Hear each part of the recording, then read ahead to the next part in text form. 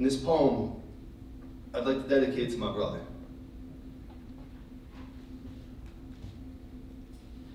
So, my big brother's behind the wheel, right? And we're driving anywhere. We're talking about music and poetry and girls and inspiration and kind of how they can all be the same thing.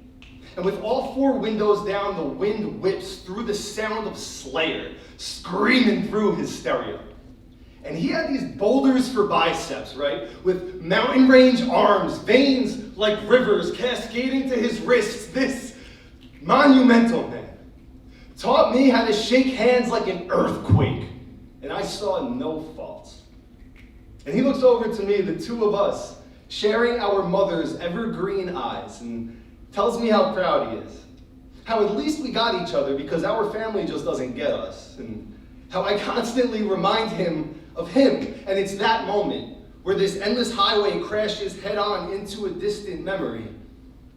And I loved that my middle name is his first name. I mean, I loved it so much, I was ready to change schools and have everyone call me Michael. I'd fucking be somebody. Now the only bond that we share is a last name. Addiction doesn't exist to young kids.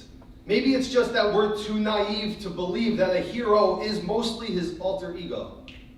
But the sidekick that I was constantly in awe.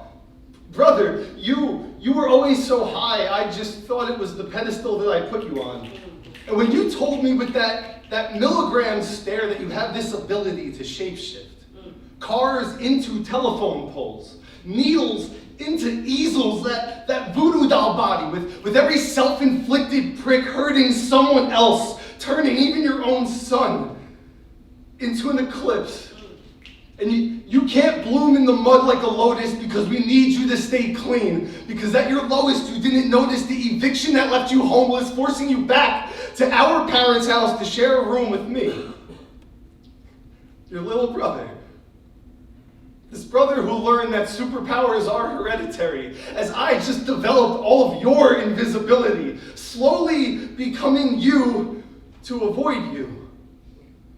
It's funny how I designed my own decline, building my version of the next family burden, determined with this bottle of bourbon burning while I'm blacked out swerving in a blacked out Suburban, and now it's your face that I see when I've had too much to drink. How the paralysis of my tongue slurs my diction into the dialogue that you've mastered. I mean, look at everything that you've done to me. Even if stumbling across a box of your poetry made me pick up this pen, I now just use the skill to engrave your grave in each page of my work.